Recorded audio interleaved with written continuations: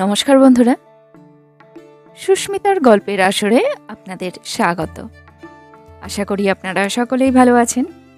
আমি আজকে পড়ে শোনাচ্ছি শ্রী শিবরাম চক্রবর্তীর লেখা একটি ছোট গল্প, দেবতার জন্ম। বন্ধুরা, গল্পটা যদি ভালো লাগে প্লিজ প্লিজ প্লিজ চ্যানেলটাকে সাবস্ক্রাইব করে দেবেন। গল্পটাতে একটা লাইক অবশ্যই করতে ভুলবেন না। সাবস্ক্রাইব এবং লাইকের জন্য আপনাদের অসংখ্য ধন্যবাদ। তো চলুন শুরু করি আজকের গল্প, দেবতার জন্ম।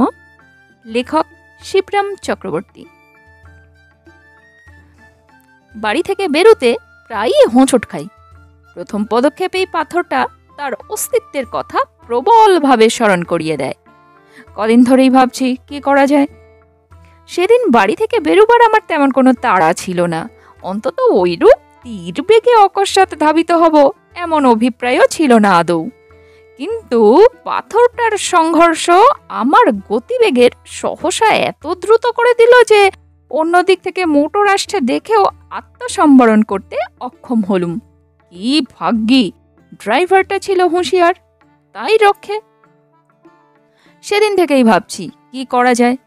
আমার জীবন পথের মাঝখানে সামান্য এক টুকরো পাথর যে এমন প্রতিদ্বন্দ্বী রূপে দেখা দেবে কোনো দিন এই রূপ কল্পনা করিনি।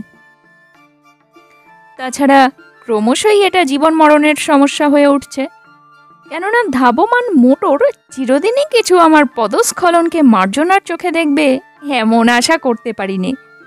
তাই ভাবছি একটা হেস্তনেস্ত হয়ে যাক, হয় ও থাকুক না হয় আমি। ও থাকলে আমি বেশি দিন থাকবো কিনা সন্দেহস্থল। তাই যখন আমার থাকাটাই অন্তত আমার দিক থেকে বেশি বাঞ্ছনীয়, তখন একদা প্রাতঃকালে একা কোদাল জোগাড় করে লেগে পড়তে হলো। একটা বড় গোছের নুড়ি, ওর সামান্য অংশই রাস্তার উপর মাথা তুলেছিল। বহু পরিশ্রমের পর যখন ওটাকে সমূলে উৎখাত করতে পেরেছি, তখন মাথার ঘাম মুছে দেখি চারিদিকে রীতিমতো জনতা। বেশ বুঝলাম এতক্ষণ ওদের নীরব ও সরব সহানুভূতি আমার উদ্যমে উৎসাহ সঞ্চার করেছিল। তাদের সকলের দিকে সপ্রশ্ন দৃষ্টিতে তাকিয়ে জিজ্ঞাসা করলাম, আপনারা কেউ চান এই পাথরটা? জনতার মধ্যে থেকে চাঞ্চল্য দেখা গেল, কিন্তু কারো ঔৎসুক্য আছে কিনা বোঝা গেল না। তাই আবার ঘোষণা করতে হলো, যদি দরকার থাকে তো নিতে পারেন, অনায়াসেই নিতে পারেন। আমার শ্রম তাহলে সার্থক জ্ঞান করব এবং আমি খুশি হব। জনতার এক তরফ থেকে একজন এগিয়ে এসে জিজ্ঞেস করলে, এটা ঘুরছিলেন কেন মশাই? কোনো স্বপ্ন টপ্ন পেয়েছেন নাকি? আমি লোকটার দিকে একটু তাকালাম, তারপর ঘাড় নেড়ে বললাম, না না, যা ভাবছেন তা নয়। পাথরটাকে রাস্তার এক কোণে নিরাপদে স্থাপিত করা গেল, কিন্তু আমার কথায় যেন ওর প্রত্যয় হলো না। কয়েকবার আপন মনে মাথা নেড়ে সে আবার প্রশ্ন করলে, সত্যি বলছেন পাননি কোনো প্রত্যাদেশ টত্যাদেশ? আরে মশাই, বলছি তো কিচ্ছু না। লোকটার কৌতূহলকে একেবারে দমিয়ে দিয়ে উপরে এসে মাকে বললাম 2 কাপ চা তৈরি করতে। আমার জন্যই 2 কাপ। পাথরটার সঙ্গে ধস্তাধস্তিতে কাতর হয়ে পড়েছিলাম, প্রায় প্রস্তরীভূত হয়ে গেছিলাম বলতে আর কি। এরপর প্রায়ই বাড়ি থেকে বেরোতে এবং বেরিয়ে ফিরতে নুরিটার সঙ্গে সাক্ষাৎ হয়। অনেক সময় হয় না, যখন অন্যমনস্ক থাকি। এখন ওকে আমি সর্বান্তঃকরণে মার্জনা করতে পেরেছি, কেননা আমাকে অপদস্থ করবার ক্ষমতা ওর আর নেই। সে দৈব শক্তি ওর লোপ পেয়েছে। আমাদের মধ্যে একরকম হৃদ্যতা জমে উঠেছে এখন বলা যেতে পারে। এমন সময় অকস্মাৎ দেখলাম একদিন নুড়িটার কান্তি ফিরেছে, ধুলোবালি মুছে গিয়ে দিব্যি চাকচিক্য দেখা দিয়েছে। যারা সকালে বিকেলে হোস পাইপ দিয়ে রাস্তায় জল ছিটোয়, বোঝা গেল তাদেরই কারুর স্নেহ দৃষ্টি এর উপর পড়েছিল। ওর চেহারার শ্রীবৃদ্ধি দেখে সুখী হলাম। ব্যাপার কিরকম বুঝছেন? হঠাৎ পিছন থেকে প্রশ্নাহত হয়ে ফিরে তাকিয়ে দেখলাম সেদিনের সেই অনুসন্ধিৎসু ভদ্রলোক। জিজ্ঞাসা করলাম, আপনি কি সেই থেকে এখানে পাহারা দিচ্ছেন নাকি, না কোনো প্রত্যাদেশ টত্যাদেশ পেলেন? না না, তা কেন, এই পথেই আমার যাতায়াত কিনা।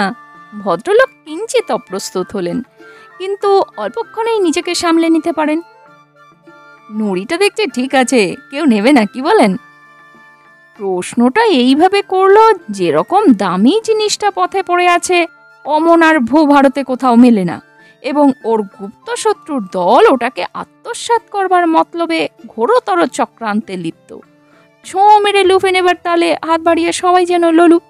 আমি তাকে সান্ত্বনা দিয়ে জানালুম, না না, আপনার যারা প্রতিদ্বন্দ্বী হতে পারত সরকার বাহাদুর তাদের নিমন্ত্রণ করে নিয়ে গিয়ে রাঁচির অতিথিশালায় সযত্নে রেখে দিয়েছেন।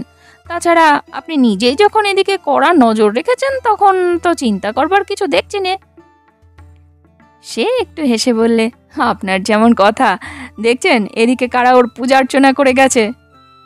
ভালো করে নিরীক্ষণ করি, সত্যিই তো দেখিনি তো, এক বেলার মধ্যে কারা এসে পাথরটার সর্বাঙ্গে বেশ করে তেল সিঁদুর লেপে দিয়ে গেছে। আমি আনন্দ প্রকাশ করলাম, ভালোই হয়েছে, এতদিনে তবু ওর কান্তি ফিরল এবং আরেকটি সমঝদার জুটল। পাথরটার সমাদরে পুলকিত হবার কথা, কিন্তু লোকটিকে বেশ ঈর্ষান্বিত দেখলাম। কপাল কুঁচকে সে বলল, সেই তো ভয় মশাই, সেই সমঝদার না ইতিমধ্যে ওটিকে সরিয়ে ফেলে। পরদিন সকালে উঠে দেখি কোথাও পাথরটার চিহ্ন মাত্র নেই। ওর এই আকস্মিক অন্তর্ধানে আশ্চর্য হলুম খুব। কে ওটাকে নিয়ে গেল, কোথায় নিয়ে গেল ইত্যাকার নানাবিধ প্রশ্নের অযাচিত উদয় হলো মনে, কিন্তু সঠিক সদুত্তর পাওয়া গেল না।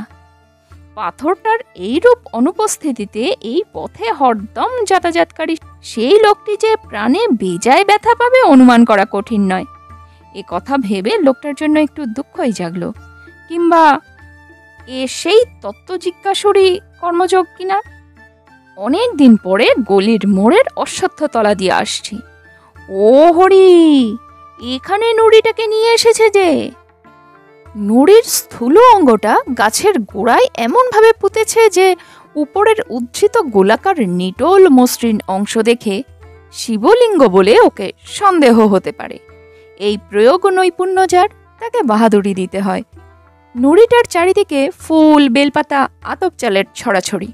সকালের দিকে এই পথে যেসব পুণ্যলোভী গঙ্গা স্নানে যায় তারাই ফেরার পথে সস্তায় পারলৌকিক পাথেয় সঞ্চয়ের সুবর্ণ সুযোগ রূপে একে গ্রহণ করেছে, সহজেই বোঝা গেল। যাই হোক, মহা সমারোহে ইনি এখানে বিরাজ করছেন। অতঃপর এর সমুজ্জ্বল ভবিষ্যৎ সম্বন্ধে কারোর দুশ্চিন্তার আর কোনো কারণ রইল না। নুড়িটার এই পদোন্নতিতে আন্তরিক খুশি হলাম। আমি এদিকে ওকে মুক্তি দিয়েছি, এখন ও সবাইকে মুক্তি বিতরণ করতে থাক। ওর গৌরব, সে তো আমারই গর্ব। পৃথিবীর বুকে ওর জন্মদাতা আমি।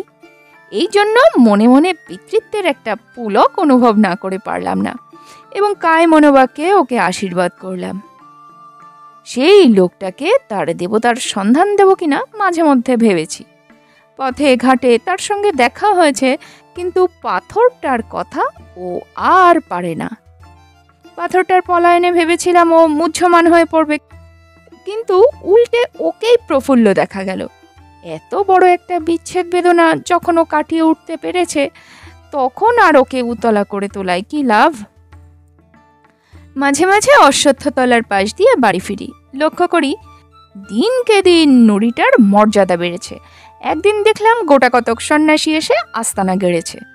গাঁজার গন্ধ এবং বম বম শব্দের ঠেলায় ওখান দিয়ে নাক কান বাঁচিয়ে যাওয়া দুষ্কর। ঘ্রাণ এবং কর্ণেন্দ্রিয়র উপরেই দস্তুর মতো অত্যাচার। যখন সন্ন্যাসী জুটেছে তখন ভক্ত জুটতেও দেরি হবে না এবং ভক্তির অতিশয্য অনতি বিলম্বেই ইট কাঠের মূর্তি ধরে মন্দির রূপে অভ্রভেদী হয়ে দেখা দেবে। দেবতা তখন বিশেষভাবে বনেদি হবেন এবং সর্বসাধারণের কাছ থেকে তার তরফে খাজনা আদায় করবার চিরস্থায়ী বন্দোবস্ত কায়েমি হয়ে দাঁড়াবে। এর কিছুদিন পরে একটা চিনির কলের ব্যাপারে কয়েক মাসের জন্য আমাকে চম্পারণ যেতে হলো। অশ্বত্থতলার পাশ দিয়ে চলে গেলেও ভাবলাম যাবার আগে দেবতার অবস্থাটা একবার দেখে যাই। যা অনুমান করেছিলাম ঠিক তাই, সন্ন্যাসীর সমাগমে ভক্তের সমারোহ হয়েছে। খানিকক্ষণ দাঁড়িয়ে ওদের আলাপ আলোচনা অনুসরণ করে যা বুঝলাম তার মর্ম হচ্ছে এই যে ইনি হচ্ছেন ত্রিলোকেশ্বর শিব, সাক্ষাৎ স্বয়ম্ভু। একেবারে পাতাল ফুঁড়ে ফেপে উঠেছেন, এর তল নেই। অতএব এর উপযুক্ত সম্বর্ধনা করতে হলে এখানে একটা মন্দির খাড়া না করলে চলে না। একবার বাসনা হলো ত্রিলোকেশ্বর শিবের নিস্তলতার ইতিহাসটা সবাইকে ডেকে বলে দিই, কিন্তু জীবন বীমা করা ছিল না এবং ভক্তি কতটা ভয়াবহ হতে পারে তা আমি জানতাম। তাছাড়া ট্রেনের বিলম্ব বেশি নেই ইত্যাদি বিবেচনা করে নিরস্ত হলাম। সেই লোকটাকে খবর না দিয়ে দেখলাম ভালোই করেছি, কেননা যতদূর ধারণা হয় নুড়িটাকে নিয়ে গিয়ে প্রতিষ্ঠা করাই তার অভিরুচি ছিল। কিন্তু ইনি যে ভক্তের তোয়াক্কা না রেখেই স্বকীয় প্রতিভা বলে এবং স্বচেষ্টায় ইতিমধ্যে লব্ধ প্রতিষ্ঠা হয়েছেন, এই সংবাদে সে পুলকিত কিংবা মর্মাহত হতো বলা কঠিন। কয়েক মাস বাদে যখন ফিরলাম তখন অশ্বত্থতলার মোড়কে আর চেনাই যায় না। ছোটখাটো একটা মন্দির উঠেছে, শঙ্খ ঘণ্টার আর্তনাদে কান পাতা দেয় এবং ভক্তের ভিড় ঠেলে চলাও দুরূহ। কিন্তু সে কথা বলছি না, সবচেয়ে বিস্মিত হলাম সেই সঙ্গে আরেকজনের আবির্ভাবে। কেবলমাত্র আবির্ভাব নয়, কলেবর পরিবর্তন পর্যন্ত দেখে। মন্দিরের চত্বরে সেই লোকটা, প্রথমত সেই আদি ও অকৃত্রিম উপাসক। গেরুয়া, তিলক এবং রুদ্রাক্ষের চাপে তাকে আর চেনাই যায় না এখন। এ কি ব্যাপার? আমি গায়ে পড়ে প্রশ্ন করলাম একদিন। আগে এই দিনই শিবের সেবায়েত, লোকটি বিনীতভাবে জবাব দেয়। হ্যাঁ, তা তো দেখতে পাচ্ছি। দিব্যি বিনি পুঁজির ব্যবসা ফাঁড়া হয়েছে, এই জন্যই বুঝি পাথরটার ওপর অত করে নজর রাখা হয়েছিল। শিলাখণ্ডের প্রতি ওর প্রীতিশীলতা যে অহেতুক এবং একেবারেই নিঃস্বার্থ ছিল না, এইটা জেনেই বোধ করি অকস্মাৎ ওর উপর দারুণ রাগ হয়। ভারী রূঢ় হয়ে পড়ি। কানে আঙুল দিয়ে সে বলে, অমন বলবেন না, পাথর কি মশাই, শ্রীবিষ্ণু শ্রীবিষ্ণু, সাক্ষাৎ দেবতা যে, ত্রিলোকেশ্বর শিব। ত্রিলোকেশ্বরের উদ্দেশ্যে সে নমস্কার জানায়। আমিও হেসে ফেললাম। ওর তল নেই না? এইবার সে একটু কুণ্ঠিত হলো। ওরাই তো বলে। তা তুমি নিজে কি বলো? ওরা তো বলে নিচে যতই খুঁড়ে যাও না কেন টিউবকলের মতো ওই শিবলিঙ্গ বরাবর নেমে গেছে। কিন্তু তোমার কি মনে হয়? কি জানি, তাই হবে হয়তো। কতদূর শেকড় নেমেছে খুঁড়ে দেখাই না কেন একদিন? জিভ কেটে লোকটা বলে, ওসব কথা কেন, ওতে অপরাধ হয়, বাবা রাগ করবেন, উনি আমাদের জাগ্রত। বটে, কিরকম জাগ্রত শুনি? এই ধরুন না কেন, এবার তো কলকাতায় দারুণ বসন্ত, টিকে নিয়েও কিছু করে কিছু হচ্ছে না।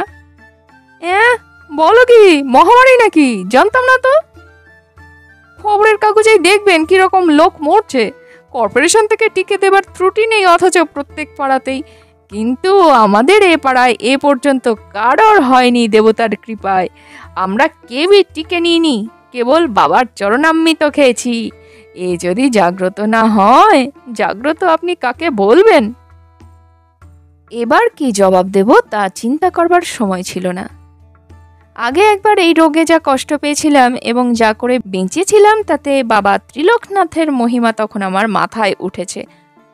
আমি চললুম এখন, আমাকে এক্ষুনি টিকে নিতে হবে, আরেকদিন এসে গল্প করব বলে আর মুহূর্ত মাত্র বিলম্ব না করে মেডিকেল কলেজের উদ্দেশ্যে ধাবিত হলাম। পথে এক বন্ধুর সঙ্গে দেখা, দাঁড় করিয়ে সে বললে, আরে কোথায় চলেছ এমন হন্যে হয়ে? টিকে নিতে। টিকে নিয়ে তো ছাই হচ্ছে, টিকে কিচ্ছু হয় না। তুমি বরং 2 শক্তির ভেরিওলিনাম 1 ডোজ খাও গে, কিং কোম্পানির থেকে। যদি টিকে থাকতে চাও, পরের সপ্তাহে ওই আরেক ডোজ, পরে আরেক, ব্যাস নিশ্চিন্তি। টিকে ফেল করছে, আকচার দেখা যায়, কিন্তু ভেরিওলিনাম নেভার। বলো কি, জানতাম না তো। জানবে কোত্থেকে, কেবল ফোঁড়াফুড়ি এই তো জেনেছ। অন্য কিছুতে কি আর তোমার বিশ্বাস আছে? আমি হোমিওপ্যাথি প্র্যাকটিস করছি, আমি জানি। বেশ, তাই খাচ্ছি না হয়। কিং কোম্পানিতে গিয়ে 1 ডোজ 2 শক্তির ভেরিওলিনাম গলধকরণ করলাম। যাক, এতক্ষণে অনেকটা স্বচ্ছন্দ হওয়া গেল, হালকা হতে পারলাম। এরপরেই পথ দিয়ে উপরি উপরি কয়েকটা শবযাত্রা গেল। নিশ্চয়ই এরা বসন্ত রোগে মরেছে। কি সর্বনাশ, ভাবতেও গা শিউরে ওঠে। ওদের থেকে এইভাবে কত লক্ষ লক্ষ বীজাণুই না আকাশে বাতাসে ছড়িয়ে পড়ছে। ভেরিওলিনাম রক্তে পৌঁছতে না পৌঁছতেই এতক্ষণে এইসব মারক রোগানোর কাজ শুরু হয়ে গেছে নিশ্চয়ই। হাত পা সিটিয়ে আমার সমস্ত শরীর অবসন্ন হয়ে আসে। এই বিপদ সংকুল বাতাসে নিঃশ্বাস নিতেও কষ্ট হয়। অতি সংক্ষিপ্ত এক টুকরো প্রাচীর পত্রে বিখ্যাত বসন্ত চিকিৎসক কোনো এক কবরেজের নাম দেখলাম। হোমিওপ্যাথি করা গেছে, কবিরাজি বা বাকি থাকে কেন? যে উপায়েই হোক সবার আগে আত্মরক্ষা। বিজ্ঞাপিত ঠিকানায় পৌঁছতেই দেখলাম কয়েকজন মিলে খুব ধুমধাম করে প্রকাণ্ড একটা শিলে কি যেন বাঁটছে। কবিরাজকে আমার অবস্থা বলতেই তিনি আঙুল দেখিয়ে বললেন, ওই যে বাটা হচ্ছে, কোনটি কাটির শেখর বেটে খেতে হয়। ওর মতো বসন্তের অব্যর্থ প্রতিষেধক আর কিছু নেই মশাই। ব্যবস্থা মতো তাই একতাল খেয়ে রিক্সা ডেকে উঠে বসা গেল। গায়ে যেন জোর পাচ্ছিলাম না, মাথাটা ঝিমঝিম করছিল, জ্বর জ্বর ভাব। বসন্ত হবার আগে এইরকম নাকি হয়ে থাকে। বাড়ি ফিরে মাকে বললাম, আজ আর কিছু খাবো না মা, দেহটা ভালো নয়। উদ্বিগ্ন মুখে মা বললেন, কি হয়েছে তোর? কিছু হয়নি, বোধহয় হবে, বসন্ত। বালাইশাট বলতে নেই, তা কেন হতে যাবে? এই হর্তুকির টুকরোটা হাতে বাঁধে কি? আমি 30 বছর বাঁচছি, এই হাতে বসন্ত রোগী কতই তো ঘাঁটলাম, সেবা করলাম, কিন্তু বলতে নেই এরই জোরে কোনোদিন হাম পর্যন্ত হয়নি। নে নে ধর এটা তুই। মা তার হাতের তাগাটা খুলে দিলেন। 30 বছরে একবারও হয়নি তোমার? বলো কি? দাও দাও দাও দাও দাও তবে। এতক্ষণ বলনি কেন? কিন্তু এই একটা টুকরোয় কি হবে? রোগটা যে অনেক দূর এগিয়ে গিয়েছে। আমাকে তুমি একটা আস্ত হর্তুকি দাও, তাতে যদি আটকায়। হর্তুকি তো বাঁধলুম, কিন্তু বিকালের দিকে শরীরটা কেমন মেজমেজ করতে লাগলো। নিজেকে রীতিমতো জ্বর জড়িত মনে হলো। আয়না নিয়ে ভালো করে পর্যবেক্ষণ করলাম। মুখেও যেন 2-1 ফুসকুড়ি মতো দেখা দিয়েছে। নিশ্চয়ই বসন্ত, তবে আর বাঁচন নেই। মাকে ডেকে দেখালাম। মা বললেন, ওরে ও মার অনুগ্রহ নয় রে, ব্রণ। আমি বললাম, ওহো ব্রণ নয়, নিতান্তই মার অনুগ্রহ। মা বললেন, অলক্ষণে কথা মুখে আনিস নে, ও কিছু না। সমস্ত দিন ঘরে বসে আছিস, যা বাইরে থেকে একটু বেরিয়ে আয় গে। এইরকম দারুণ ভাবনা নিয়ে কি বেড়াতে ভালো লাগে? লোকটা বলছিল ওরা সবাই নাকি চরণামৃত খেয়ে নিরাপদে রয়েছে, আমিও তাই খাবো নাকি? হয়তোবা চরণামৃতের বীজাণুধ্বংসী কোনো ক্ষমতা আছে। নেই যে তাকে বলতে পারে। হ্যাঁ, ওর যেমন কথা, ওটা স্রেফ অ্যাক্সিডেন্ট। কলকাতার সব বাড়িতে কিছু আর অসুখ হচ্ছে না মনে হয় না। তাছাড়া মনের জোরে রোগ প্রতিরোধের শক্তি জন্মায়। মারিরও যেখানে মার, সেই মনের জোরই ওদের পক্ষে একটা মস্ত সহায়। কিন্তু ওই যৎ সামান্য পাথরটাকে দেবতা জ্ঞান করার মতো বিশ্বাসের জোর আমি কোথায় পাবো? এসব যা তা না করে সকালে টিকে নেওয়াই উচিত ছিল। হয়তো তাতে আটকাতো। এখনই গিয়ে টিকেটা নিয়ে ফেলবো নাকি? টিকে নিলে শুনেছি বসন্ত মারাত্মক হয় না, বড় জোর হাম হয়ে দাঁড়ায়। আর হামে তেমন কিছু ভয়ের নেই, ও তো শিশুদের হামেশাই হচ্ছে। না, যাই মেডিকেল কলেজের দিকেই বেরিয়ে পড়ি। টিকে নিয়ে অশ্বত্থতলার পাশ দিয়ে ফিরতে লোকটার সকালের কথাগুলো মনে পড়ল। হয়তো ঠিকই বলেছে। সত্যি এক জায়গায় গিয়ে আর কোনো জবাব নেই, যেখানে রহস্যের কাছে মাথা নোয়াতেই হয়। এই তো আজ বেঁচে আছি, কাল যদি বসন্তে মারা যাই তখন কোথায় যাব? শেক্সপিয়রের সেই কথাটা, সেই যে স্বর্গ মর্ত হোরাশীয় একাকার করা বাণী, না একেবারে ফেলনা নয়। এই পৃথিবীর এই জীবনের সুদূর নক্ষত্রলোক এবং তার বাইরে বহুধা বিস্তৃত অনন্ত জগতের কতটুকুই বা আমরা জানি? কটা ব্যাপারেই বা বৈজ্ঞানিক ব্যাখ্যা দিতে পারি? যতই বিজ্ঞানের দোহাই পারি না কেন, শেষে সেই অজ্ঞেয় সীমান্তে এসে সব ব্যাপারীকেই নত মুখে চুপ করে দাঁড়াতে হয়। মন্দিরের সম্মুখ দিয়ে আসতে ত্রিলোকনাথের উদ্দেশ্যে মনে মনে দণ্ডবত জানালাম। প্রার্থনা করলাম, বাবা আমার মূঢ়তা মার্জনা করো, মহামারীর কবল থেকে বাঁচাও আমাকে এ যাত্রা। খানিক দূরে এগিয়ে এসে ফিরলাম আবার। না, দেবতাকে ফাঁকি দেওয়া কিছু নয়। মুখের ফুসকুড়িগুলোতে হাত দিয়ে আঁচ করা গেল, এগুলো ব্রণ না বসন্ত? এবার মাটিতে মাথা লুটিয়ে প্রণাম করলাম, বললাম, জয় বাবা ত্রিলোকনাথ, রক্ষে করো বাবা, বম বম। উঠে দাঁড়িয়ে চারিদিক দেখলাম, কেউ দেখে ফেলেনি তো?